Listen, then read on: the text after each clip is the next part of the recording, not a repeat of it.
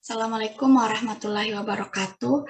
Kami dari kelompok 5 akan mempresentasikan materi lanjutan dari minggu lalu pada part pertama bagian bab 5, yaitu kemampuan negara dan prospek untuk koordinasi yang dekat. Adapun anggota dari kelompok 5, yaitu saya sendiri Sutarni, yang kedua Almi Fadilah, yang ketiga Sahrul, dan yang keempat Rifat Al-Mughni. Kemudian saya akan memaparkan materi pada bagian bab 5, yaitu kemampuan negara dan prospek untuk koordinasi yang dekat. Di slide selanjutnya, yaitu pada bagian pendahuluan, penelitian terbaru menyoroti potensi yang cukup besar dari adanya kebijakan industri untuk mendukung transformasi struktural di Sub-Sahara Afrika. Adanya tantangan yang ditimbulkan oleh kelemahan negara, inilah yang membuat pada bab ini itu berbicara tentang kesenjangan. Nah, argumen dasarnya yaitu kita harus berhati-hati dalam mencoba kebijakan industri dalam pengaturan negara rapuh atau lemah. Dan negara SSA ini memiliki banyak pengaturan seperti itu.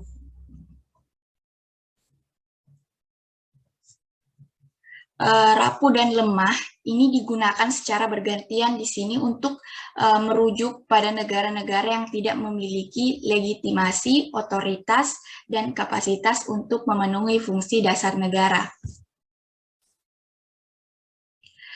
Di sisi lain, penelitian terbaru tentang kebijakan industri, yaitu New Structural Economics atau NSE, itu menyoroti bagaimana negara bagian di negara berkembang dapat memanfaatkan peluang dengan lebih baik dan merancang strategi yang tepat untuk transformasi struktural. Jadi fokusnya itu bukan hanya pada bagaimana karakteristik suatu negara dapat mempengaruhi kemampuannya untuk menerapkan strategi semacam itu, namun negara sebagaimana diperlakukan di New Structural Economics pada dasarnya tampil sebagai aktor kesatuan mendukung pembangunan nasional atau setidaknya tidak bertentangan dengan hal itu. Kemudian slide selanjutnya yaitu kebijakan negara dan industri. Dalam pandangan neoklasik sederhana,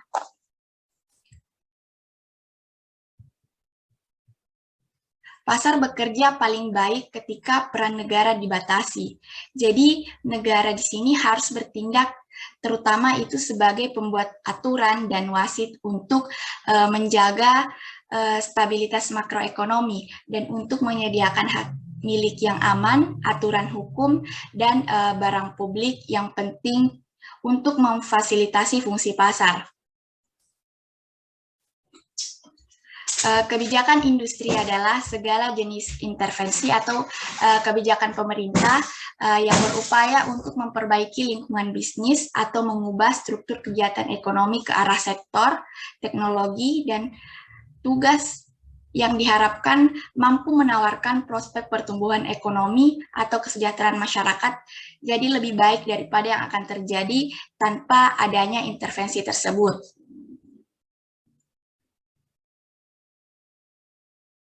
Jadi, seperti yang dijelaskan oleh Organisasi Pengembangan Industri Perserikatan Bangsa-Bangsa atau United Nations Industrial Development Organization, jadi negara itu dapat mempromosikan kebijakan baik sebagai regulator, pemodal, produsen, atau konsumen dengan menggunakan instrumen kebijakan yang menargetkan pendorong utama perubahan struktural, yaitu adanya pendidikan dan keterampilan, modal dan teknologi, dan input material.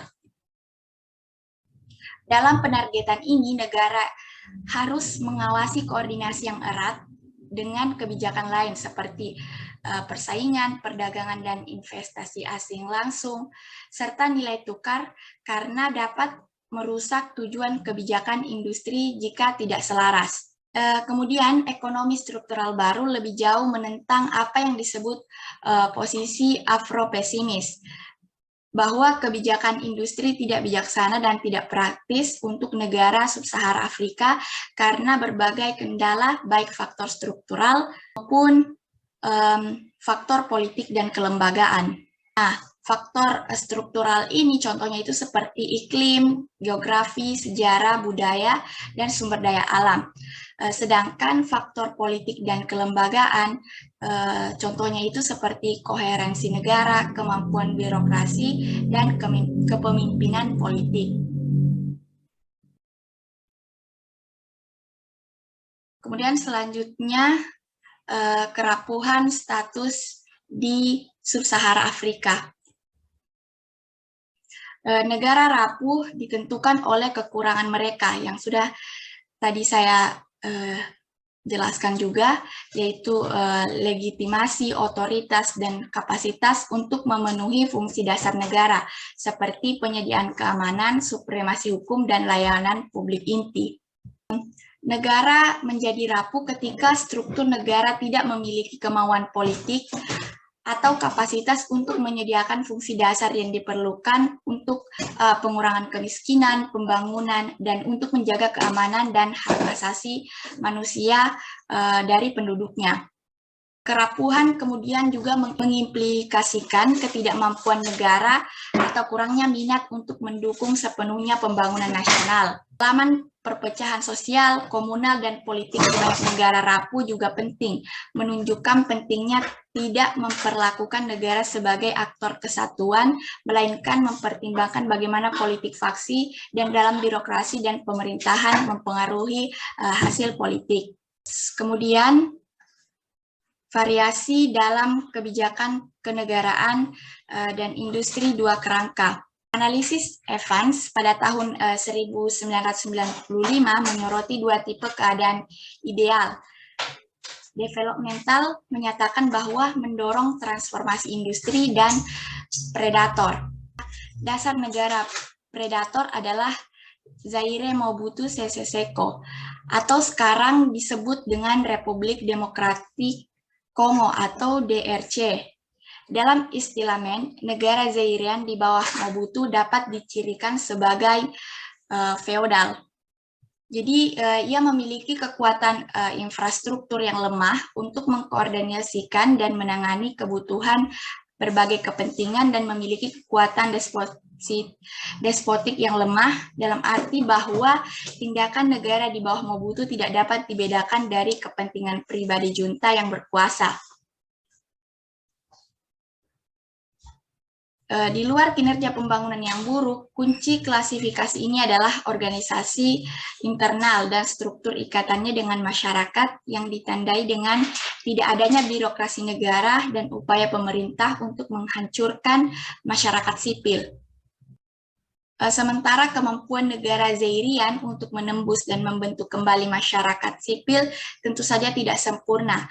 Rezim Mobutu cukup efektif dalam disorganisasi masyarakat sipil. Ini secara sistematis telah melemahkan kohesi kolektivitas tradisional. Kesimpulan pada materi bab 5 ini yaitu kebijakan industri memiliki potensi yang cukup besar untuk mendorong transformasi struktural di negara sub-Sahara Afrika. Tetapi seperti yang ditunjukkan pada bab ini, kemampuan negara yang lemah juga mempengaruhi prospek industri dan sub-Sahara Afrika menghadapi tantangan khusus dalam hal ini. Kehati-hatian harus sambil dalam mencoba kebijakan industri dalam pengaturan yang rapuh, dan sub-Sahara Afrika memiliki banyak pengaturan seperti itu.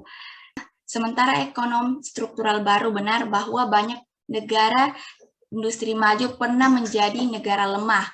Kelemahan negara saat ini, khususnya di sub-Sahara Afrika, mungkin berbeda jenisnya, dan dengan demikian memerlukan penelitian yang lebih berfokus di beberapa bidang utama. seperti analisis empiris yang lebih mendasar secara teoritis tentang negara dan kebijakan industri. Kemudian saya akan melanjutkan memaparkan materi pada part kedua, mekanisme koordinasi di Asia, pada bagian bab 6, yaitu hubungan bisnis pemerintah Korea yang berkembang.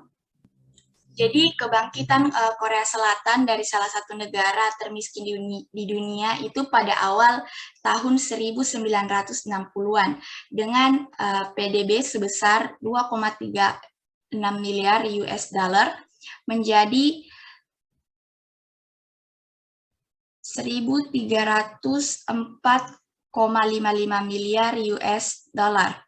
Pada tahun 2013, merupakan perluasan besaran ekonomi yang jarang terlihat dalam sejarah dunia. Laporan ini ditulis oleh Bank Dunia pada tahun 2014.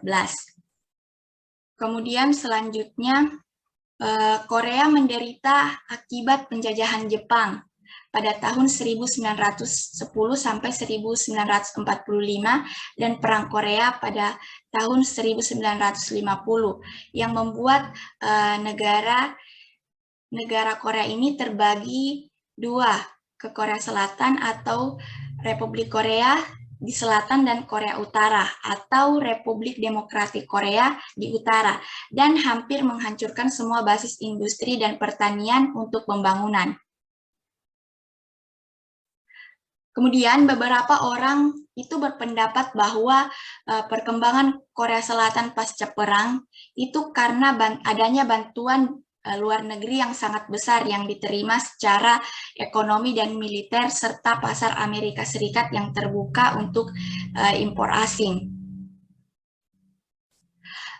Jadi meskipun banyak negara lain menerima bantuan asing dalam jumlah besar, hanya sedikit negara yang telah melakukan transisi dari yang bergantung pada bantuan menjadi negara pemberi bantuan. Jadi kita dapat mengasumsikan bahwa bantuan luar negeri itu sendiri belum tentu merupakan jawaban bagi pembangunan suatu bangsa dan fokus pada lembaga dalam negeri yang memanfaatkan bantuan luar negeri serta pasar global. Nah, di Korea Selatan sendiri itu negara berkembang dan bisnis swasta menjadi dua mesin utama dalam pembangunan. Jadi pada bab ini berfokus pada topik-topik berikut selama periode paling dinamis dalam perkembangan ekonomi Korea Selatan pada tahun 1960-an hingga 1980-an. Jadi yang pertama itu pada tahun 1960-an mengatasi tantangan yang tidak dapat ditanggulangi dengan negara perkembangan untuk industrialisasi yang cepat. Kebangkitan Korea Selatan dari salah satu negara termiskin di dunia menjadi pusat kekuatan industri yang dimulai dari awal tahun 1960-an.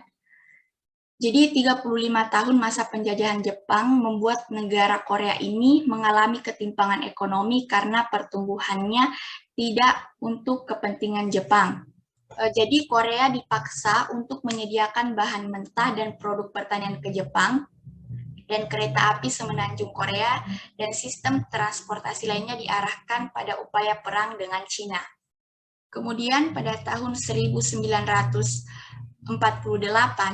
setelah dua pemerintahan sementara tidak dapat menyepakati satu negara, Selatan yang didukung Amerika Serikat mengadakan pemilihan nasional dan Presiden Ri Syngman terpilih sebagai Presiden pertama Republik Korea pada tanggal 15 Agustus 1948. Kemudian di utara, Kim Il-sung menjadi Perdana Menteri dan Republik Demokratik Rakyat Korea didirikan pada 9 September 1948.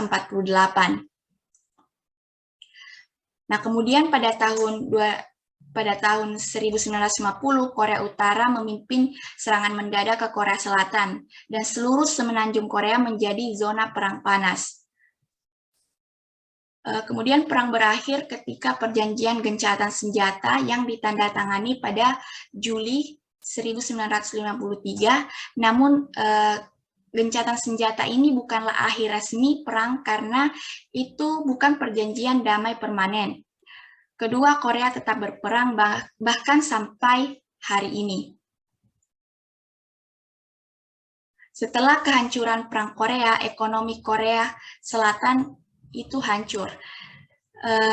GDP per kapita tercatat sebagai salah satu yang terendah di dunia dan kerusakan ekonomi melebihi seluruh GNP tahun 1949 yang merupakan tahun sebelum perang. Ketidakpuasan rakyat bertambah dengan kecurangan pemilihan pada tanggal 19 Maret 1960 ketika Presiden Lee menggunakan cara-cara ilegal untuk mendapatkan sekutu dekatnya menjadi wakil presiden. Perkembangan negara pada tahun 1960-an dan 1970-an dicirikan sebagai komprehensif karena tujuan utamanya itu pembangunan ekonomi. Tujuan lain dari pemerintah, termasuk keamanan nasional dan pelayanan sosial, tetap menjadi tujuan sekunder. Kemudian FYEDP atau 5-Year Economic Development Plans atau 5 tahun rencana pembangunan ekonomi pertama diumumkan pada akhir tahun 1961 dan mulai berlaku dari tahun 1962 hingga 1966. Tujuan utamanya yaitu untuk menciptakan ekonomi yang mandiri dengan mengubah ekonomi agraris menjadi ekonomi industri dengan mengamankan sumber daya, memperluas industri dasar dan infrastruktur dan meningkatkan keseimbangan pembayaran termasuk negosiasi bantuan luar negeri dan promosi teknologi. FYEDP kedua berfokus pada ekspor. Industrialisasi berorientasi ekspor dipilih sebagai strategi pembangunan Korea Selatan berdasarkan fakta bahwa Korea Selatan itu membutuhkan modal asing untuk melakukan pembangunan. Kemudian mengubah hubungan negara bisnis administrasi. Taman berusaha untuk mengubah SBR. Yang pertama, negara akan menjadi mitra dominan, dan yang kedua, bisnis swasta akan dinyatakan dengan akses ke sumber daya atau dengan sanksi dan lisensi. Kemudian, bisnis swasta administrasi Taman Nasional memiliki pilihan untuk menentukan siapa yang harus dipertimbangkan sebagai mitra utama untuk pembangunan ekonomi. Sebelum memutuskan bisnis swasta domestik, beberapa kelompok lain dieliminasi dari kemitraan potensial. Kemudian yang kedua, yaitu pada tahun 1970-an, yaitu terkait kemitraan pengembangan negara atau bisnis yang kuat dalam HCI Drive. HCI ini merupakan heavy chemical industry atau penggerak industri kimia berat. Setelah hanya 1 dekade pembangunan ekonomi yang pesat, pemerintah Korea Selatan mengumumkan perubahan besar dalam strategi pembangunan ekonominya. Pemerintah Korea Selatan mengumumkan bahwa FYEDP ketiga itu akan fokus pada keseimbangan antara industri ringan dan berat dan antara daerah perkotaan dan pedesaan. Kemudian HCI dan pembangunan pedesaan menjadi 2 tujuan utama dari FYEDP ketiga. Pemerintah Taman bertekad untuk mempromosikan HCI ini karena Amerika Serikat dan donor barat lainnya itu tidak mendukung tujuan ambisiusnya. Korea Selatan bernegosiasi dengan Jepang yang telah memutuskan hubungan diplomatik sejak akhir Perang Dunia Kedua untuk menormalkan hubungan diplomatik dan untuk diberikan dana reparasi untuk periode kolonial. pada tahun 1965 Korea Selatan ini menormalkan hubungan diplomatiknya dengan Jepang dan menerima dana reparasi yang kemudian digunakan untuk mendirikan perusahaan besi dan baja Pohang pada tahun 1968 yang kemudian menjadi POSCO atau produsen baja yang berkantor pusat di Pohang, Korea Selatan. Pengalaman HCI menunjukkan bagaimana Korea Selatan ini mengambil alih nasibnya sendiri dan bernegosiasi meskipun pengaruhnya terbatas. Keinginan kuat Korea Selatan untuk mempromosikan HCI tidak didorong oleh kebutuhan ekonomi, tetapi oleh adanya strategi politik dan militer. Kemudian yang ketiga itu pada tahun 1980-an terkait mengubah dinamika kekuatan bisnis negara. Jadi pada tahun 1980-an itu merupakan masa pergolakan sosial, ekonomi, dan politik yang besar di negara Korea Selatan.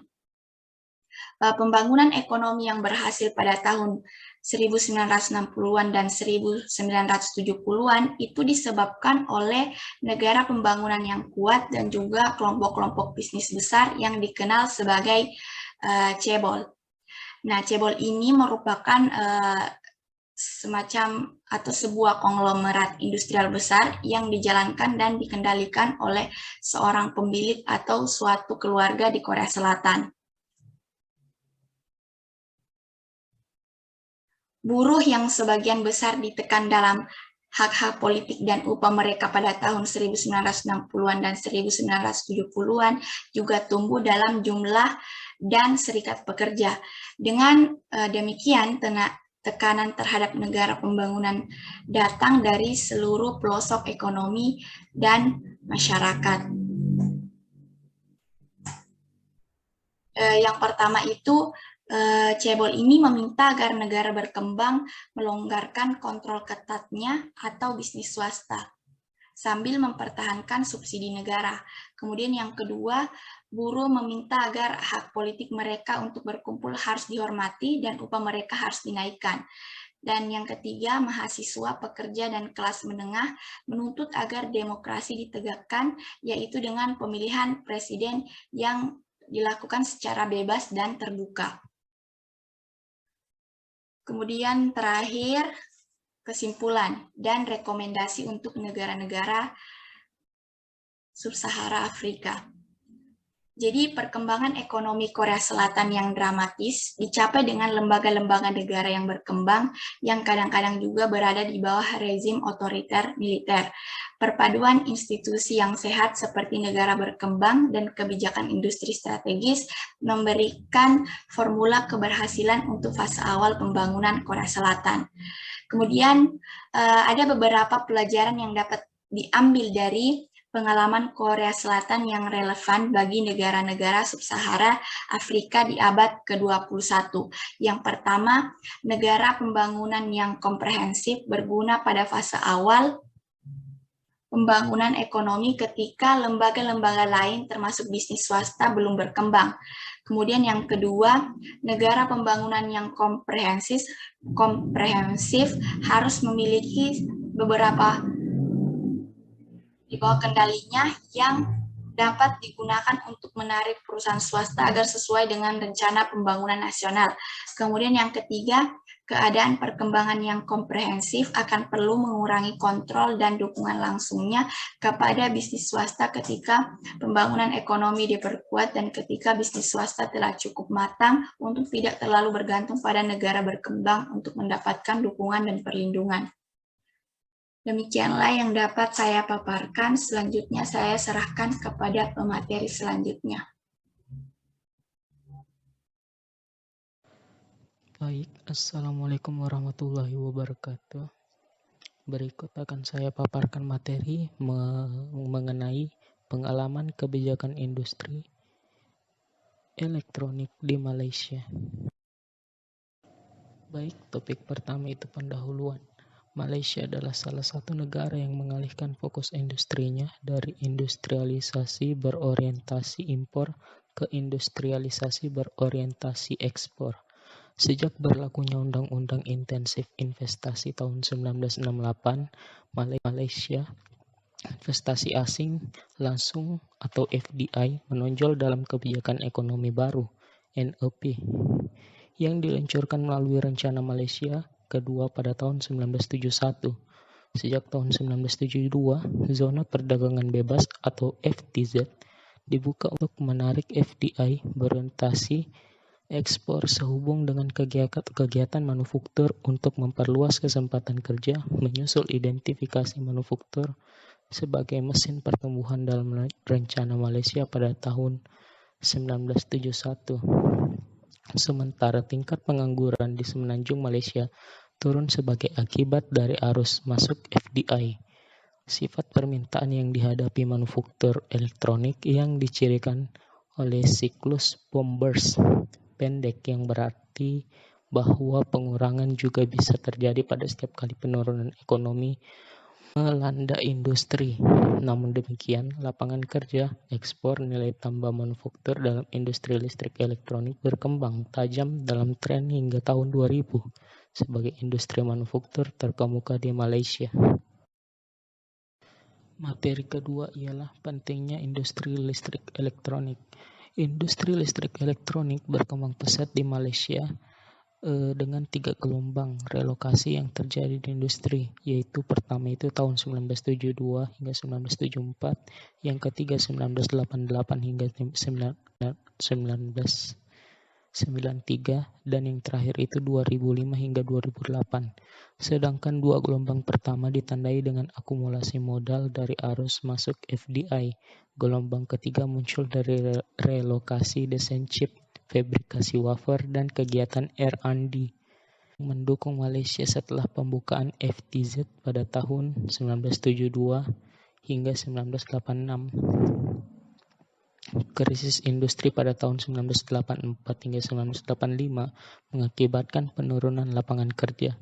Setelah guncangan lapangan kerja tumbuh tajam sejak tahun 1988, menyusul arus masuk FDI yang besar-besaran dari Jepang, Taiwan, Korea Selatan, hingga Singapura. Ekspansi ini berlanjut selama krisis keuangan Asia pada tahun 1997 hingga 2000 karena ringgit yang jatuh menurunkan biaya produksi di negara tersebut. Sedikit penurunan pada tahun 1997 setelah konsekuensi dari perusahaan mengambil keuntungan dari hak istimewa yang diberikan kepada perusahaan untuk melakukan PHK pekerja karena tidak jelas bagaimana krisis akan berjalan ketika pertama kali terjadi pada tahun 1997.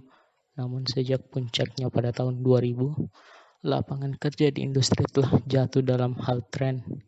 Untuk memperoleh analisis yang terinformasi, kami membatasi penyajian data periode 1986 ketika Rencana Induk Industri atau IMP pertama diluncurkan Malaysia pada tahun 1986. Namun setelah penurunan, rencana tersebut melonggar semua tekanan pada peningkatan agar menakut-nakuti perusahaan yang ada.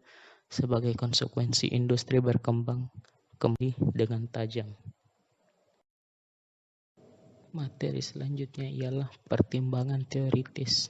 Materi ketiga, transformasi produksi ke tahap yang berbeda dan evolusi pengetahuan yang diwujudkan ke dalam inovasi yang telah melampaui batas dan sifat jenis barang dan jasa, berarti bahwa tidak masalah lagi apakah negara mengalami transformasi struktural dari spesialisasi barang konsumsi dan setengah jadi ke barang modal atau dari barang berteknologi rendah menengah ke barang yang berteknologi tinggi.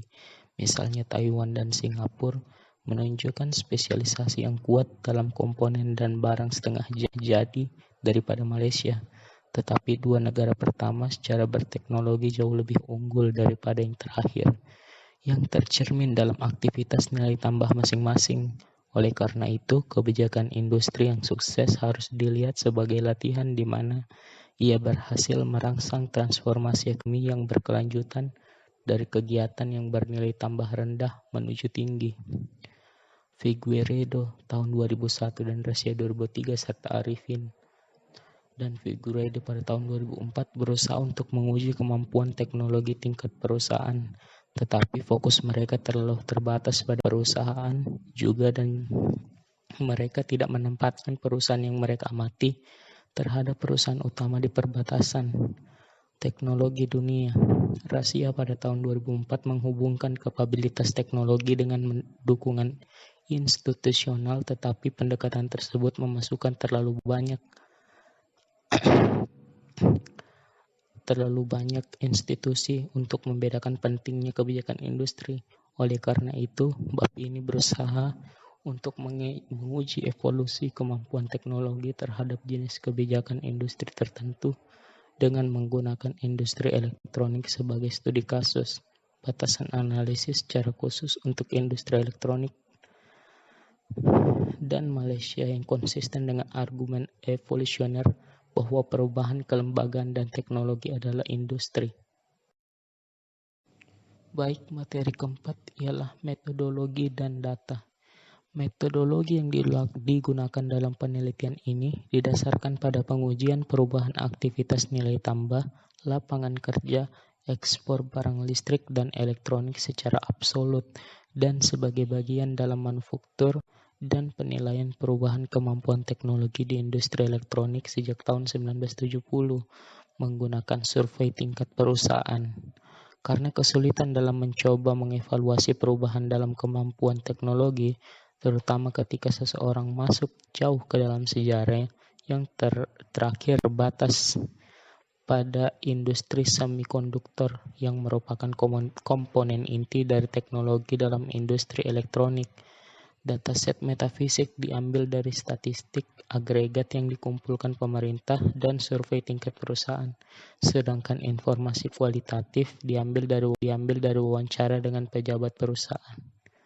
Dimensi pertama peningkatan teknologi mengikuti elemen fungsional catch-up, di mana perusahaan semikonduktor mengintegrasikan operasi front-end dan back-end, sementara beberapa pindah atau upgrade berpartisipasi dalam R&D, desain sirkuit terpadu atau IC, dan fabrikasi wafer.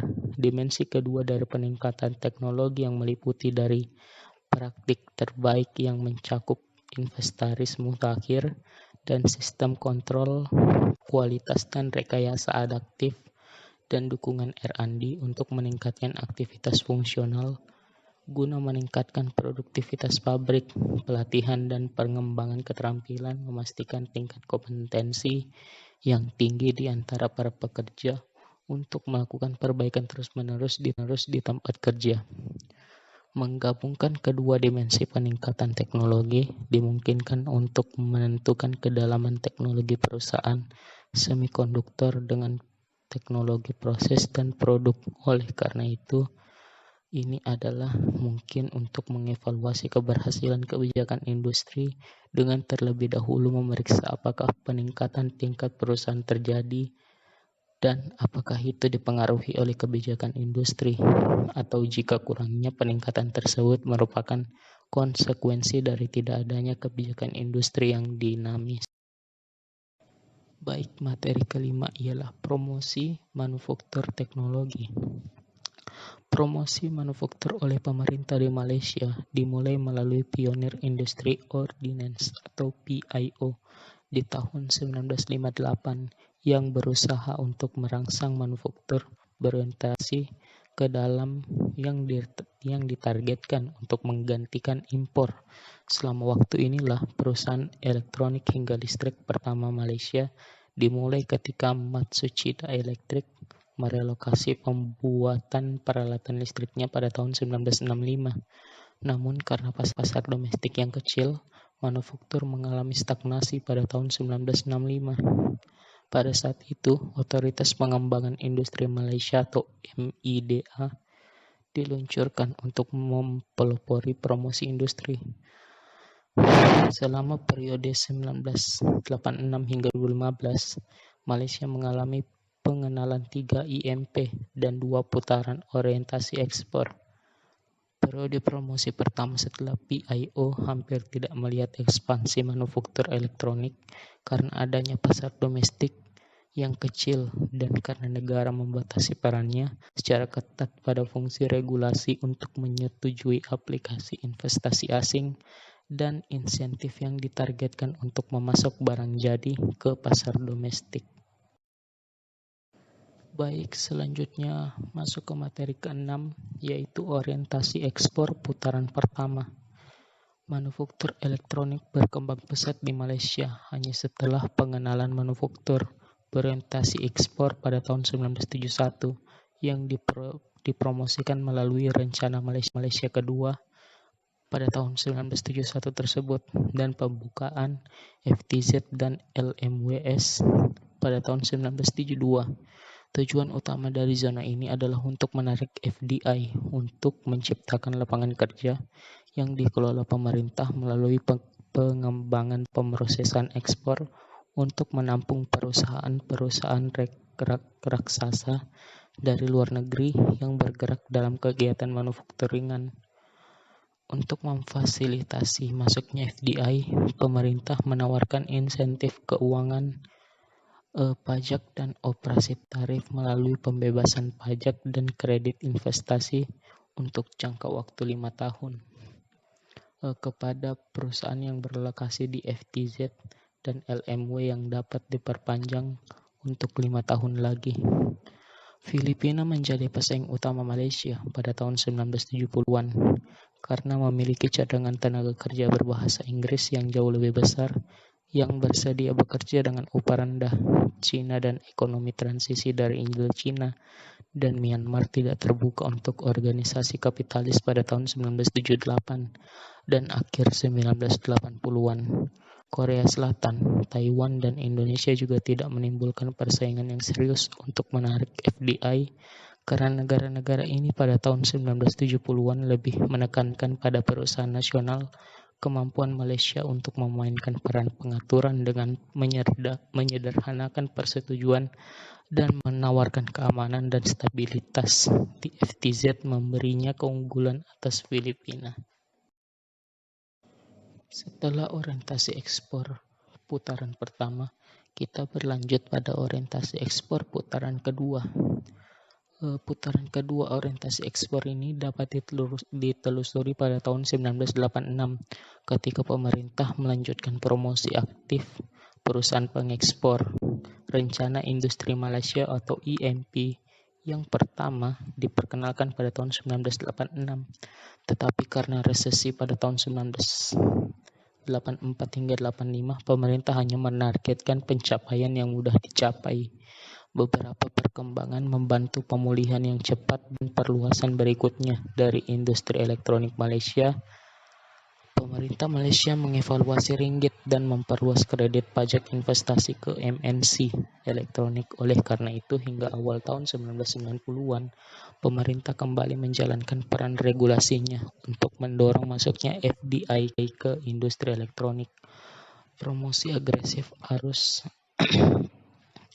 masuk FDI dan arus keluar FDI yang didorong oleh dorongan dari ekonomi Asia Timur Laut menarik arus masuk besar-besaran peralatan suku cadang, industri dan komersial, serta perusahaan elektronik konsumen ke Malaysia untuk mendorong ekspor dari industri ini. IMP pertama dan kedua tahun 1996 dan 2006 meningkatkan fokus pada stimulasi transformasi struktural dari kegiatan bernilai tambah rendah ke tinggi, tetapi peran pemerintah tidak terlalu banyak bergeser dari regulasi pembangunan. Ada seruan untuk menargetkan insentif keuangan untuk industri padat modal dan strategis dalam rencana induk industri kedua, tetapi itu dihentikan pada krisis keuangan Asia yang melanda pada tahun 1997. Pengelompokan dipromosikan pada IMP 2 dan Rencana Induk Industri Ketiga atau IMP 3, tetapi instrumen peraturan yang tidak membedakan antara rantai nilai perusahaan pembeli hingga pemasok atau organisasi meso yang diperlukan untuk mensinergikan industri yang dipromosikan. Materi selanjutnya dan materi terakhir ialah pengejaran teknologi. Karena kebijakan industri di Malaysia tidak mengupayakan peningkatan teknologi selama periode 1971 hingga 86, pasar dibiarkan membentuk teknologi tingkat perusahaan. Namun demikian, persaingan ketat dalam elektronik mengharuskan perusahaan lepas dari lokasi mereka memperkenalkan praktik terbaik. Oleh karena itu, terutama dalam semikonduktor, perusahaan non-Jepang mulai memperkenalkan praktik otomatisnya dan just-in-time atau JIT masing-masing dari akhir 1970-an dan pertengahan 1980-an. Penggunaan aktif strategi pembelajaran dan inovasi melalui praktik Kaizen atau perbaikan berkelanjutan yang mencakup kegiatan kelompok kecil, lingkaran kontrol kualitas, perencanaan sumber daya bahan terintegrasi, dan kontrol proses statistik berkembang biak di semua perusahaan semikonduktor di Malaysia. Peningkatan teknologi horizontal tingkat perusahaan dapat diklasifikasikan sebagai perkembangan yang sebagian besar didorong oleh strategi perusahaan yang dikondisikan oleh persaingan dengan pemerintah yang memainkan peran minimal sebagai fasilitator. Pemasok mulai berkembang pada tahun 1980-an hingga awal 1990-an ketika penggunaan praktik GIT yang keuangan teknologi dan peningkatan ini yang keusangan teknologi yang cepat mendorong pengadaan langsung. Banyak dari peningkatan ini muncul dari penyerapan praktik terbaik dengan otomatisasi dan kontrol keterampilan statistik yang mendominasi operasi produksi perusahaan elektronik. Baik, kita akan masuk ke kesimpulan. Kesimpulan yang saya dapatkan di sini di mana industri elektronik Malaysia memberikan pengalaman yang beragam di mana industri muncul sebagian besar dengan sedikit intervensi oleh pemerintah selain pemberian intensif keuangan, keamanan, dan infrastruktur yang bersubsidi di FTZ. Salah satunya adalah peran pembangunan yang dimainkan negara selama periode 1971 hingga 1990 adalah untuk secara aktif mendekati MNC asing untuk pindah di Malaysia. Instrumen liberal tersebut berhasil menarik arus masuk FDI untuk menciptakan lapangan kerja dan ekspor. Persaingan antara perusahaan dan kekhususan industri juga melihat perkembangan teknologi horizontal yang signifikan dalam industri pada tahun 1980-an ketika perusahaan memperkenalkan teknologi proses dan produksi yang canggih dan cepat di pasar domestik Malaysia. Yang kecil dan kekhususan spesialisasi elektronik dalam semikonduktor membuat orientasi ekspor menjadi satu-satunya pilihan untuk merangsang arus masuk FDI dan ekspansi yang cepat. Substitusi impor tidak pernah menjadi pilihan yang bisa diterapkan di industri ini.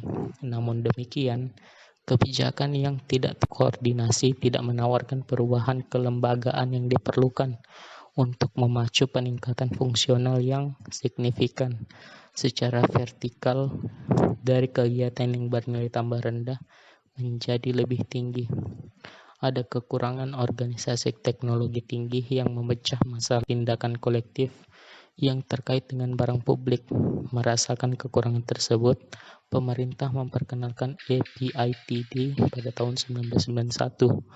Namun sementara mesoorganisasi besar, mereka gagal memimpin peningkatan teknologi fungsional dalam industri listrik elektronik. Baik, bismillahirrahmanirrahim. Assalamualaikum warahmatullahi wabarakatuh. Di sini saya Anin Fadilah dengan NIM A0111911035. Di sini saya akan membahas tentang bab 8 yang mana judul bab pada bab 8 yaitu Case Studies of Decentralists in China atau Tadi kasus koordinasi terdesentralisasi di Cina. Pada bab bagian pendahuluan yang mana bab ini mengacu pada kasus industrialisasi yang berhasil dan yang gagal di Cina untuk menganalisis sifat kerjasama antara bisnis dan pemerintah di tingkat subnasional dan untuk menarik implikasi kebijakan bagi negara-negara Afrika. Studi kasus dilakukan selama sejumlah kunjungan lapangan ke Cina pada tahun 2010 dan 2012 dan mencakup 5 sektor manufakturingan yang paling umum, yaitu agribisnis, produk kayu, produk kulit, pakaian jadi, yang mana termasuk aksesori pakaian jadi, dan produk logam. Di tingkat global, kenaikan biaya yang tajam telah mengikis keunggulan biaya dari para pemimpin ekspor global sebelumnya, menciptakan celah bagi eksportir Cina. Cina memiliki banyak pekerja terdidik yang ingin berdagang dengan rajin dengan upah rendah. Ketika tenaga kerja ini digabungkan dengan modal, keahlian komersial dan pengetahuan tentang teknologi dan pasar dari pengusaha etnis Tionghoa di luar negeri. Hasilnya adalah kondisi yang matang untuk manufaktur ringan. Kondisi ekonomi domestik juga turut berperan. Sistem rencana Cina memandang produk konsumen sebagai biaya daripada manfaat dan karena itu menyalurkan sumber daya dari manufaktur ringan. Akibatnya, ada permintaan terpendam untuk pakaian, sepatu, dan beragam barang rumah tangga dan pribadi lainnya. Terutama di kalangan rumah tangga di daerah perkotaan yang lebih makmur. Akhirnya, persaingan utama bagi pendatang sektor swasta di pasar barang konsumsi yang sedang berkembang diwakili oleh perusahaan-perusahaan milik negara yang lamban dengan sedikit pengalaman dalam urusan pasar. Selanjutnya, bagian 8.2, yaitu bagaimana Cina mengatasi kendala yang mengingat pada manufakturingan, yang mana pendekatan koordinasi terdesentralisasi yang digunakan di Cina sebenarnya sangat membantu dalam mengidentifikasi dan melonggarkan kendala-kendala tersebut, yang mana 6 kendala yang mengikat pada daya saing Afrika dalam manufakturingan diidentifikasi, yaitu ketersediaan biaya dan kualitas input, akses ke lahan industri, akses ke ruangan, logistik perdagangan, kemampuan wirausahaan, dan baik teknis maupun manajerial, dan terakhir keterampilan bekerja. Ketersediaan biaya dan kualitas input. Rata-rata di 5 subsektor input lebih dari 25% lebih mahal di Afrika daripada di Cina. Mewakili denda biaya produksi 20% karena input menyumbang lebih dari 70% dari total biaya produksi. Dalam kebanyakan kasus, biaya input yang lebih tinggi menghapus keuntungan biaya tenaga impor yang lebih murah di Afrika. Cina menghadapi kesulitan serupa pada awal masuknya dipercepat di global pasar untuk barang-barang manufaktur padat karya. Ini merespon dengan mengejar strategi 2 jalur untuk memfasilitasi akses ke input. Yang pertama, mengembangkan logistik perdagangan yang baik sejak dini untuk mendukung impor input yang tidak dapat dipasok secara kompetitif di dalam negeri. Yang kedua, ia mereformasi dan memberikan dukungan pada industri input utama sehingga ia dapat menjadi kompetitif. Ini juga mengalihkan sejumlah besar perusahaan milik pemerintah ke kepemilikan swasta sebagian atau penuh. Melembagakan reformasi yang bertujuan untuk mengkomersialkan perusahaan negara yang tersisa, membongkar banyak kontrol resmi atas harga dan alokasi sumber daya, mendorong investasi asing langsung (FDI) dan untuk kasus input kunci seperti di mesin pabrik dan pengembangan perkebunan kayu yang dikelola secara berkelanjutan dari sektor pertanian yang berdaya asing. Bagian selanjutnya yaitu akses ke lahan industri. Sungguh ironis bahwa tanah merupakan kendala bagi sebagian besar perusahaan manufaktur di Afrika Sub-Sahara (SSA) yang melimpah, karena semua perusahaan manufaktur membutuhkan lahan industri yang dilengkapi dengan utilitas dan jaringan transportasi ke pasar. Defisit besar SSA di lahan industri menempatkan kebijakan lahan sebagai inti dari agenda pengembangan industrinya. Masalah dengan pembebasan tanah seringkali menghalangi perusahaan di SSA dengan 4 atau 5 karyawan untuk berkembang menjadi bisnis dengan lebih dari 10 hingga 15 karyawan. Untuk melakukannya, mereka akan membutuhkan pekerja yang lebih besar yang terhubung ke utilitas yang terjangkau dan andal, serta jaringan transportasi yang andal ke pasar untuk input dan output. Sehingga kawasan industri Cina yang sukses menyediakan keamanan bagi perusahaan, infrastruktur dasar yang baik, yaitu jalan, energi, air, dan saluran pembuangan, peraturan pemerintah yang disederhanakan, yaitu melalui pusat layanan pemerintah, dan yang terpenting lahan industri yang terjangkau. Dalam beberapa tahun terakhir, kawasan industri Cina telah menawarkan toko serba ada yang memungkinkan perusahaan yang berada di bawah yurisdiksi mereka untuk menyederhanakan, percepat pendaftaran resmi, dan transaksi peraturan. Bagian selanjutnya yaitu akses ke lahan industri.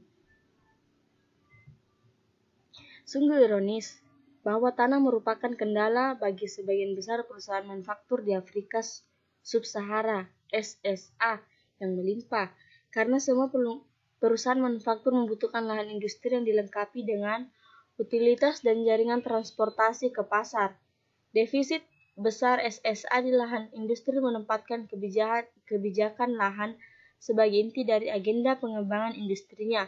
Masalah dengan pembebasan tanah seringkali menghalangi perusahaan di SSA dengan 4 atau 5 karyawan untuk berkembang menjadi bisnis dengan lebih dari 10 hingga 15 karyawan. Untuk melakukannya, mereka akan membutuhkan pekerja yang lebih besar yang terhubung ke utilitas yang terjangkau dan andal, serta jaringan transportasi yang andal ke pasar untuk input dan output. Sehingga kawasan industri Cina yang sukses menyediakan keamanan bagi perusahaan, infrastruktur dasar yang baik, yaitu jalan, energi, air, dan saluran pembuangan, peraturan pemerintah yang disederhanakan, yaitu melalui pusat layanan pemerintah, dan yang terpenting lahan industri yang terjangkau. Dalam beberapa tahun terakhir, kawasan industri Cina telah menawarkan toko serba ada yang memungkinkan perusahaan yang berada di bawah yurisdiksi mereka untuk menyederhanakan, percepat pendaftaran resmi, dan transaksi peraturan. Bagian selanjutnya yaitu akses ke keuangan. Akses ke kredit telah diidentifikasi sebagai kendala yang paling mengikat pada perusahaan kecil di negara berkembang. Tetapi penelitian terhadap perusahaan-perusahaan Afrika dan Cina telah menemukan bahwa investasi awal di kalangan pengusaha sebagian besar bersumber dari tabungan atau pembiayaan pribadi yang dipasok oleh jaringan informal keluarga, rekan bisnis, dan teman. Tabungan biasanya diakumulasikan melalui migran atau pekerjaan pabrik lainnya, perdagangan, atau bengkel keluarga. Lembaga keuangan bagaimanapun adalah pusat pertumbuhan dari perusahaan kecil ke menengah. Di Cina, setelah perusahaan mencapai kesuksesan yang besar, perusahaan baru dapat memperoleh pinjaman bank untuk memperluas fasilitas produksi, membangun pabrik baru, membeli mesin atau tanah, atau memperoleh modal kerja yang diperlukan untuk melakukan pesanan dalam jumlah besar. Atau alasan paling umum mengapa perusahaan gagal mendapatkan akses ke pinjaman bank pada tahap awal pertumbuhan mereka, karena kurangnya agunan. Jika perusahaan dapat mengambil pinjaman, bangunan pabrik atau tanah dapat digunakan sebagai jaminan, kadang-kadang digabungkan dengan pinjaman jaminan dari teman atau dari perusahaan khusus yang didirikan untuk tujuan yang jelas ini. Masalah selanjutnya yaitu logistik perdagangan. Logistik perdagangan yang buruk menghukum perusahaan yang mengandalkan input impor dan berdampak ganda pada eksportir. Sebagian besar perusahaan besar dan menengah di Afrika rata-rata menambahkan sekitar 10% penalti biaya produksi di 5 subsektor di 3 negara Afrika. Logistik perdagangan yang buruk juga menyebabkan penundaan yang lama dan tidak pasti, yang tidak dapat diterima oleh sebagian besar pembeli global, terutama di industri pakaian jadi yang sensitif terhadap waktu. Akibatnya, produksi di sebagian besar negara Afrika biasanya terbatas pada ceruk pasar kecil. Pesanan kecil berarti biaya input yang lebih tinggi, penggunaan kapasitas yang lebih rendah, dan overhead yang lebih tinggi. Masalah selanjutnya itu keterampilan kewirausahaan. Ada heterogenis yang cukup besar dalam kinerja perusahaan di Afrika. Sebagian mencerminkan keterampilan kewirausahaan dan manajemen dan sebagian kurangnya tekanan kompetitif di banyak negara. Perusahaan-perusahaan yang tidak efisien tidak didorong dari pasar, dan para wirausahaan merasa sulit untuk masuk. Variasi produktivitas yang besar dalam industri yang didefinisikan secara sempit muncul dari berbagai faktor. Yang pertama, penyebaran keterampilan kewirausahaan dan teknis yang terbatas. Kedua, segmentasi pasar yang timbul dari intervensi kebijakan, misalnya tarif atau pembatasan masuk, atau geografis, misalnya jalan yang buruk. Dan yang terakhir itu adanya tekanan persaingan yang terbatas. Pengusaha di sektor manufakturingan di Provinsi Jiangxi dan Xinjiang tidak memilih industri dan produk secara acak. Mereka memperoleh pengetahuan dan keterampilan yang mana bersumber dari 3 sumber, yaitu 1. Pengalaman kerja sebelumnya dalam produksi item produksi tertentu, serta interaksi dengan teman dan kerabat yang terlibat dalam produksi. Yang kedua, memperdagangkan produk yang akhirnya mereka produksi. Dan yang ketiga, jaringan dan kontak yang dibangun melalui pekerjaan sebelumnya di perusahaan milik negara di sektor manufaktur yang sama. Bagian selanjutnya itu keterampilan pekerja. Sementara keterampilan pekerja sering disebutkan sebagai kendala pertumbuhan manufaktur di Afrika, yang mana menunjukkan bahwa dengan pengecualian pembuatan produk kayu, efisiensi pekerja Afrika tumpang tindih dengan kisaran yang diamati di Cina dalam produk padat karya sederhana. Angka-angka tersebut menunjukkan bahwa keterampilan tingkat terendah cukup untuk pekerjaan. Misalnya operasi teknologi manajemen komputer di industri pakaian jadi, potensi Afrika juga dapat disimpulkan dari dampak positif yang signifikan dari program bantuan teknis yang ditargetkan terhadap efisiensi dan kualitas. Jadi, SSA dapat bersaing di industri ringan yang tidak membutuhkan pekerja setengah terampil karena pasokan pekerja tidak terampil dan dapat dilatih cukup banyak. Pemerintah daerah Cina memperhatikan kebutuhan tenaga kerja perusahaan terutama untuk meningkatkan biaya tenaga kerja.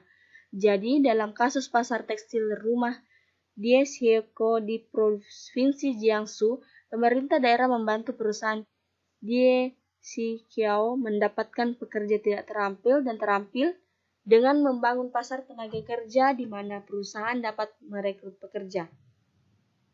Untuk memenuhi kebutuhan tenaga terampil, pemerintah kota telah membangun 28 pusat pelatihan bagi penduduk desa setempat. Selanjutnya yaitu bagian 8.3 peran pemerintah dalam mengidentifikasi dan melonggarkan kendala yang mengikat perusahaan. Setiap saat, hambatan terhadap pertumbuhan perusahaan bervariasi menurut negara, sektor, dan ukuran perusahaan. Bahkan untuk perusahaan yang sama, kendala pertumbuhan bervariasi dari waktu ke waktu. Oleh karena itu, mengidentifikasi dan melonggarkan kendala yang mengikat perusahaan tetap menjadi tantangan bagi sebagian besar pembuat kebijakan di dunia, tetapi khususnya di bagian negara-negara Afrika dengan sumber daya yang terbatas. Pemerintah daerah berdasarkan sifat dan lokasinya memiliki pengetahuan yang lebih mendalam dan terkini tentang kendala perusahaan daripada pemerintah pusat. Di sisi lain, ada area di mana pengetahuan lokal sangat penting, seperti tanah, keuangan, dan pelatihan tenaga kerja. Ada bidang kebijakan seperti tarif dan kuota yang mempengaruhi biaya dan ketersediaan input, infrastruktur, atau migrasi yang tidak berada di bawah kendali pemerintah daerah. Peran pemerintah pusat dalam melonggarkan kendala-kendala ini juga sangat penting. Koordinasi yang terdesentralisasi ini bekerja tidak hanya pada tingkat kebijakan, tetapi juga pada tingkat pertukaran pengetahuan, entah karena desain atau kebetulan. Pada bagian ini terbagi menjadi 4. Yang pertama, the nature of government-private partnership in China, sifat kemitraan pemerintah swasta di China. Yang kedua, the central government role, yaitu peran pemerintah pusat. Yang ketiga, provincial government, yaitu pemerintah provinsi. Dan yang terakhir, local government, yaitu pemerintah lokal. Bagian 83.1, sifat kemitraan pemerintah swasta di China. Di China, sektor publik telah mengatasi permusuhan awalnya pada awal proses reformasi, dan meskipun masih ada hambatan terkait dengan hak milik, akses ke ruangan, supremasi hukum, dan sebagainya, sektor ini telah menunjukkan kapasitas yang berkembang untuk mendukung dan bekerja sama dengan bisnis swasta, terutama di tingkat lokal dan sektor-sektor seperti industri ringan yang tidak menempati posisi penting dalam rencana pembangunan resmi.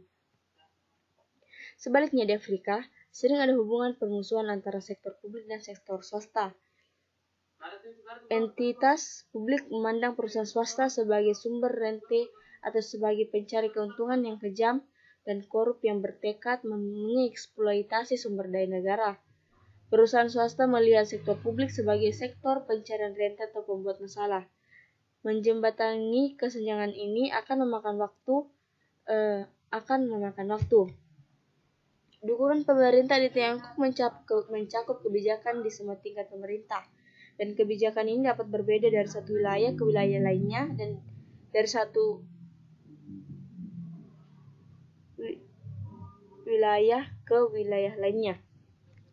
Pada awal-awal tahun perkembangan industri, pemerintah Cina membangun rekam jejak yang masuk akal dan memberikan fasilitasi makroekonomi, dan secara bertahap membongkar elemen-elemen ekonomi terencana sebelumnya yang telah mencegah pendirian perusahaan swasta terbuka dan juga menghambat ekspansi UKM di sektor publik. Bagian 83.2 yang menentu peran pemerintah pusat. Komitmen pemerintah pusat terhadap ekonomi pasar sangat penting untuk membentuk generasi pertama perusahaan di swasta Cina. Sementara reformasi fiskal yang dimulai pada tahun 1994 menciptakan intensif yang kuat bagi pemerintah daerah untuk mendorong klaster. Untuk memberi intensif kepada pemerintah daerah untuk mempromosikan klaster dan membendung defisit fiskal yang meningkat, pemerintah pusat merundingkan sistem bagi hasil pajak yang membagi pendapatan pajak dari perusahaan-perusahaan. 60% menjadi milik pemerintah pusat dan 40% untuk pemerintah daerah. Dengan demikian, pemerintah daerah dapat memperoleh manfaat langsung dari pengembangan klaster industri terdekat. Dengan penempatan sistem bagi hasil pajak, reformasi tahun 1994 memperkenalkan batasan anggaran yang keras pada pemerintah daerah karena mereka sekarang bertanggung jawab secara finansial untuk menyediakan sebagian besar layanan publik di dalam yurisdiksi mereka. Untuk mendorong pemerintah daerah mempromosikan pengembangan klaster, pemerintah pusat secara bertahap menerapkan sistem evaluasi kinerja baru untuk pejabat pemerintah daerah yang konsisten dengan transisi negara di ekonomi pasar. Selain loyalitas politik, PDRB lokal merupakan komponen yang menentukan dalam sistem promosi di antara pejabat pemerintah daerah sangat bergantung pada apakah pertumbuhan ekonomi daerah dapat mengejar atau melampaui perkembangan ekonomi daerah lain di Cina. Bagian berikutnya 83.3 pemerintahan provinsi. Dibandingkan dengan pemerintah pusat, pemerintah provinsi memainkan peran yang lebih aktif dan spesifik dalam pengembangan klaster daerah. yang mana mempengaruhi pembentukan dan peningkatan klaster dalam dua cara utama, yaitu alokasi lahan dan perencanaan pengembangan klaster. Karena Cina memiliki lahan sedikit yang dapat ditanami dibandingkan dengan ukuran populasi yang besar, pemerintah pusat secara ketat mengontrol konvensi lahan dari pertanian ke penggunaan industri. Lahan merupakan faktor produksi yang paling langka karena hampir tidak ada lahan kosong untuk keperluan industri. Sehingga dalam beberapa tahun terakhir telah terjadi persaingan ketat untuk tanah di antara industri. Pemerintah provinsi menggunakan informasi pasar dan jaringan mereka untuk mengidentifikasi klaster teladan dan merancang serta mengimplementasikan rencana peningkatan dan pengembangan klaster untuk mendukung mereka. Mereka juga telah merancang rencana pengembangan klaster untuk mempromosikan kolaborasi dan pembelajaran bersama di antara klaster, untuk memfasilitasi pembangunan pusat penelitian bersama oleh universitas dan perubahan klaster, dan untuk mendorong perusahaan klaster menjadi pasar internasional. Bagian 83.4 Pemerintahan Lokal, Reformasi Fiskal Cina tahun 1994 dan Sistem Evaluasi Kinerja berdasarkan pertemuan PDB memberi pemerintah daerah intensif yang kuat untuk mempromosikan industri lokal. Intensif ini mendorong pemerintah daerah untuk lebih terlibat dalam pengembangan klaster. Pengalaman Cina juga menggambarkan potensi pemerintah daerah untuk mendukung dan berkontribusi secara aktif terhadap pembangunan di industri. Di beberapa negara, pemerintah pusat merencanakan dan mengembangkan industri strategis dengan memobilisasi dan mengalokasikan sumber daya. Upaya untuk memilih pemenang ini sering gagal. Pemerintah daerah memiliki sifat lebih sedikit pilihan. Pengalaman Cina dalam pengembangan klaster memperkuat argumen bahwa peran pemerintah dalam memelihara dan mendukung perusahaan klaster yang ada daripada mencoba membuat klaster dari awal. Adapun langkah untuk mendorong pengembangan klaster yaitu satu, memberi keluarga dari dasar industri yang ada. Dengan dukungan pemerintah daerah industri, beberapa pemerintah telah mendorong agen perdagangan atau penjualan untuk pindah ke manufaktur untuk mengembangkan klaster, misalnya klaster logam berevolusi dari sekelompok pengusaha daur ulang dan perdagangan besi tua di Guangzhou, Provinsi Guangdong. Yang kedua itu bangunan taman industri. Karena sebagian besar klaster berkembang secara organik, perusahaan klaster biasanya tersebar di banyak desa. Daerah pedesaan merupakan daerah yang baik untuk memulai karena biaya tanahnya rendah. Di Cina, pemerintah daerah menargetkan industri tertentu. Perusahaan di taman ini mendapat manfaat dari pemerintah daerah, mungkin tidak selektif dari tahap awal kawasan industri, tetapi lebih semakin banyak perusahaan pindah ke kawasan industri, pemerintah daerah menjadi lebih selektif. Dan banyak kawasan secara bertahap didominasi oleh perusahaan di luar industri tersebut. Bagian terakhir itu menciptakan platform khusus untuk industri khusus. Ketika perusahaan berkembang dari bengkel keluarga ke pabrik modern, yaitu sehingga membutuhkan infrastruktur keras, tetapi juga infrastruktur lunak seperti sistem manajemen organisasi baru, penelitian dan pengembangan teknologi, dan eksplorasi data.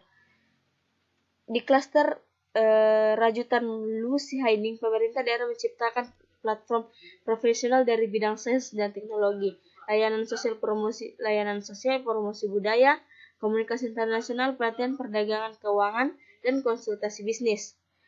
Sehingga Taman Industri Wajuwar mendirikan sebuah perusahaan yang mengkhususkan diri dalam jaminan keuangan untuk membantu perusahaan memperoleh pinjaman bank. Bagian selanjutnya yaitu 8.4 menyesuaikan dukungan pemerintah dengan siklus hidup bisnis dan pemenang dukungan. Kebijakan pemerintah daerah terhadap perusahaan bersifat dinamis dan disesuaikan dengan kebutuhan yang muncul pada berbagai tahap siklus hidup perusahaan, mulai dari startup hingga pertumbuhan dan kedewasaan. Kebijakan klaster yang kurang berfokus pada menyatukan perusahaan dan lebih pada membantu perusahaan mengatasi hambatan pertumbuhan. Pada awalnya, pemerintah daerah lebih cenderung menyediakan pendanaan awal dan teknologi untuk perusahaan lokal. Sehingga Akhirnya ketika perusahaan mencapai tahap yang matang, pemerintah daerah mendorong perusahaan klaster untuk go publik. Dan pada tahap matang ini dimungkinkan untuk membuat klaster baru di daerah berkembang lainnya atau di negara berkembang lainnya. Sementara dengan dukungan pemerintah sangat luas, termasuk intensif fiskal, pembangunan infrastruktur, dan dukungan nasihat untuk meningkatkan bantuan, tidak selalu melibatkan pengeluaran yang besar. Terbagi menjadi 4 tahap, yaitu startup phase atau fase awal, yang mana dalam manufakturingan dukungan pemerintah untuk perusahaan rintisan domestik biasanya kecil dan mungkin tidak lebih dari menyediakan infrastruktur dengan cara yang sama. Dalam hal ini dukungan pemerintah di Cina hampir tidak berbeda dengan beberapa negara berkembang lainnya. Apa yang tampaknya tidak biasa adalah cara struktur kebijakan Cina yang memberi pejabat pemerintah pusat dan pejabat lokal insentif pertumbuhan yang kuat dan yang membantu mereka ingin melihat bisnis berhasil. Yang kedua itu fase pertumbuhan. Dalam fase pertumbuhan dan fase kedewasaan, dukungan pemerintah di Cina sangat besar dan membuktikan bukti yang jelas bahwa strategi industri pemerintah dirancang bukan untuk memilih pemenang, melainkan mendukung pemenang. Bidang intervensi lain selama fase pertumbuhan meliputi 1. Menciptakan limpahan pengetahuan melalui pembentukan asosiasi perubahan dan kamar dagang untuk memperkuat komunikasi lokal di antara perusahaan dan mengidentifikasi kekurangan dalam administrasi zona. 2. Meningkatkan keterampilan manajerial dan pekerja. 3. Mengurangi beban birokrasi. 4. Mempercepat pembayaran. 5. Memperkuat sinyal pasar dan menyesuaikan layanan seperti kontrol kualitas. Yang keempat, fase kematangan. Yang ketiga fase kematangan. Dukungan pemerintah selama fase kedewasaan cenderung diarahkan pada jejaring pemasaran, pendampingan melalui perusahaan perdagangan, dan lain-lain. Dalam mencocokkan produksi dengan fasilitas penelitian, pemerintah menciptakan hubungan yang bekerja sama yang memperkuat kedua belah pihak, menyatukan para pelaku, mengurangi biaya transaksi, mengatasi kendala utama, dan menghemat waktu dan uang perusahaan. Dengan demikian, peneliti memperoleh akses orang dalam ke informasi tentang perusahaan beroperasi. Selanjutnya, kegagalan.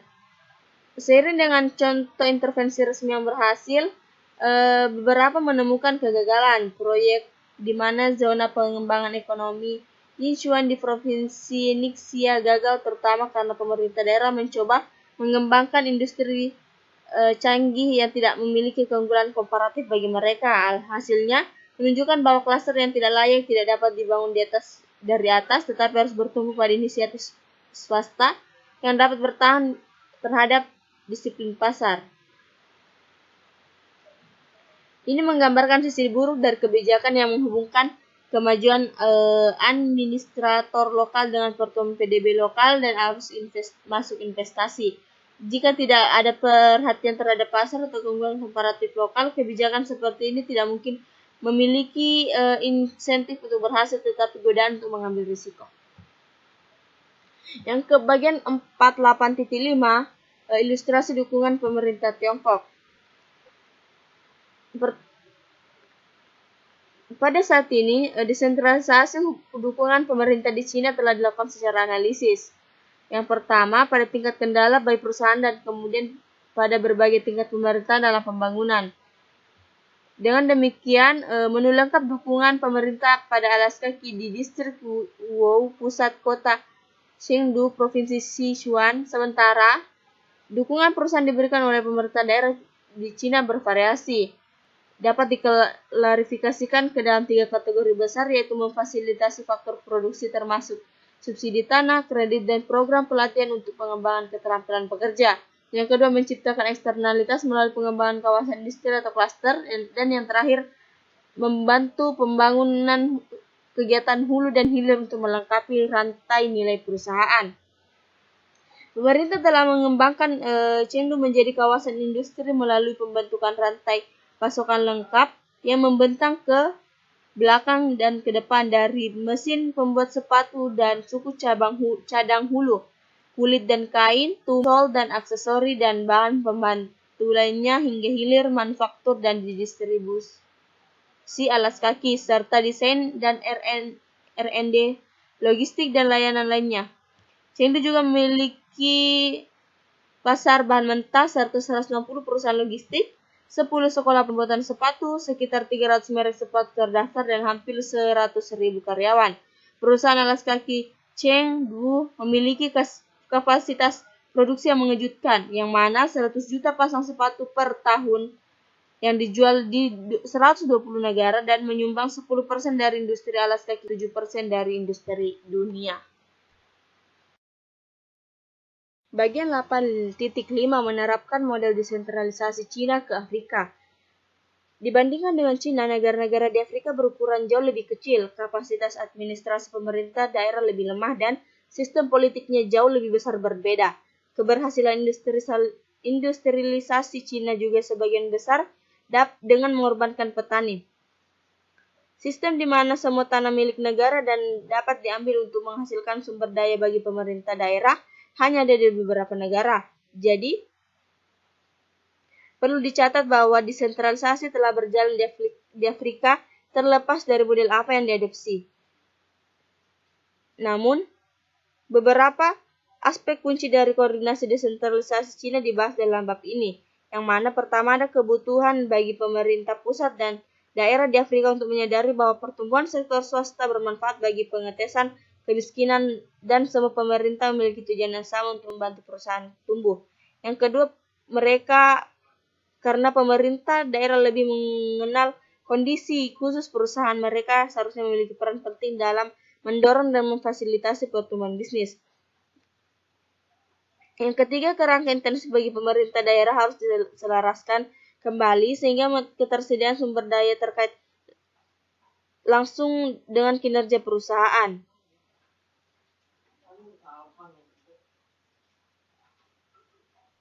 Sering dikatakan bahwa salah satu kendala paling serius dalam industrialisasi Afrika adalah kurangnya kewirausahaan. Kemungkinan pada saat lepas landas, Cina diberkahi dengan keterampilan kewirausahaan yang melimpah yang dikurangi di Afrika. Tetapi keterampilan kewirausahaan mencakup lebih dari sekadar kemampuan untuk merasakan keuntungan dan memanfaatkannya.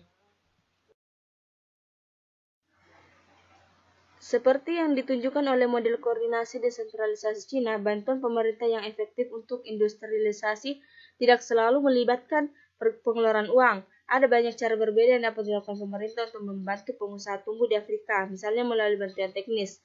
Contohnya, pabrik sepatu Ramsey di Ethiopia.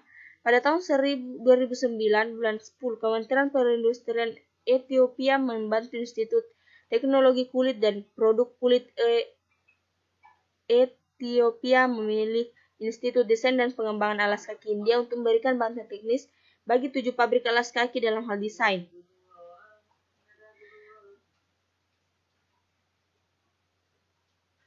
Bidang lain juga dapat dimanfaatkan sebagai pengusaha dari berbagai kebijakan pemerintah yang lain. Pemerintah Afrika, baik pemerintah pusat maupun daerah, harus memiliki peluang untuk berinvestasi dalam program yang harus meningkatkan keterampilan manajerial dan teknis.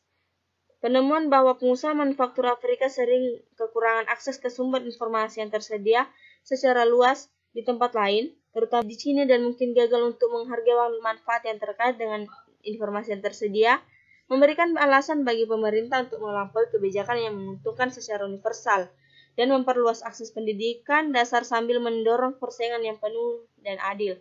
Pemerintah pusat dan daerah harus membuat, mendanai, dan mempromosikan program yang dirancang khusus untuk meningkatkan keterampilan manajerial dan teknik pengusaha aktual dan potensial. Ada 2 alasan mengapa kekuatan pasar saja tidak dapat mengalokasikan sumber daya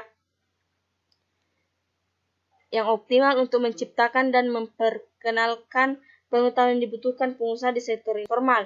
Yang pertama, penyebaran informasi dan peniruan tersebar luas dan dengan kedekatan produk perusahaan saingan dan perbaruan input dan informasi teknis dari tetangga.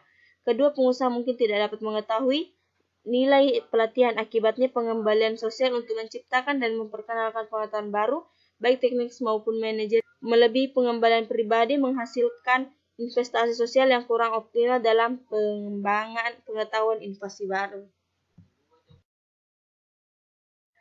Terakhir, pemerintah dapat memfasilitasi masuknya first mover untuk menumbuh kembangkan persaingan dan perindustrian baru.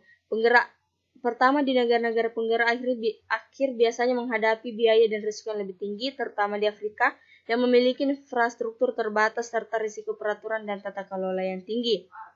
Tetapi penggerak pertama yang strategis dapat mengkatalisasi pertumbuhan industri yang baru yang kompetitif, seperti yang ditunjukkan dengan jelas oleh perkebunan mawar pertama di Ethiopia. Konsep mendukung pemenang bukanlah hal baru di Afrika. Dalam kasus industrialisasi yang berhasil di Afrika, ditemukannya kehadiran yang luas dari pendekatan ini. Namun dalam banyak kasus, pendekatan tersebut dilakukan secara ad hoc dan sedikit demi sedikit. Pemerintah Ethiopia telah membantu industri bunga potong muncul dalam beberapa cara. Ini telah menyediakan lahan dan menghilangkan banyak hambatan birokrasi dan memulai bisnis bunga, menciptakan lingkungan yang ramah bagi FDI, penanaman modal asing, dapat menanamkan modalnya sendiri atau bersama-sama dalam penanaman modal dalam negeri.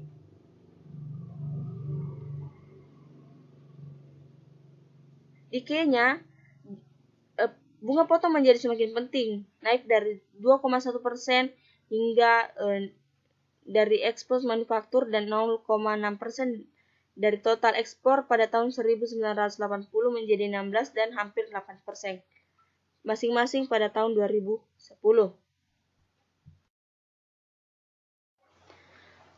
Selanjutnya, kinerja yang sangat baik dari sektor tekstil dan pakaian jadi Mauritius dapat dikaitkan dengan peluncuran zona pemrosesan ekspor oleh pemerintah pada tahun 1970.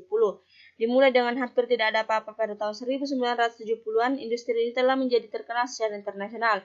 Pada tahun 1980-an, tekstil dan pakaian telah menjadi sektor industri terkemuka di negara itu. Intensif seperti penanggulangan bea masuk dan untuk bahan mentah dan peralatan serta nilai tukar yang dikelola dengan baik, membuat biaya input tetap rendah. Selain itu, perempuan setengah penganggur dilatih sehingga penyediakan sumber tenaga kerja tetap produksi. Contoh-contoh ini menunjukkan bahwa intervensi kebijakan yang tepat berhasil dengan baik di Afrika. Apa yang dibutuhkan sekarang adalah upaya sadar untuk mensistemasikan pendekatan pendukung pemenang ini ke dalam strategi, menyesuaikan pendekatan agar sesuai dengan keadaan khusus masing-masing negara. Langkah selanjutnya adalah bagi pemerintah pusat dan lokal di Afrika untuk memfokuskan sumber daya mereka yang langka untuk mengidentifikasi kendala yang mengikat, mengambil tindakan kebijakan untuk menghilangkan kendala ini, dan secara proaktif mengembangkan rantai nilai dan klaster yang kompetitif di industri-industri, di mana mereka memiliki keunggulan komparatif dalam manufaktur ringan padat karya berbasis sumber daya. Demikianlah presentasi dari saya, kurang dan lebihnya mohon dimaafkan. Sekian dan terima kasih.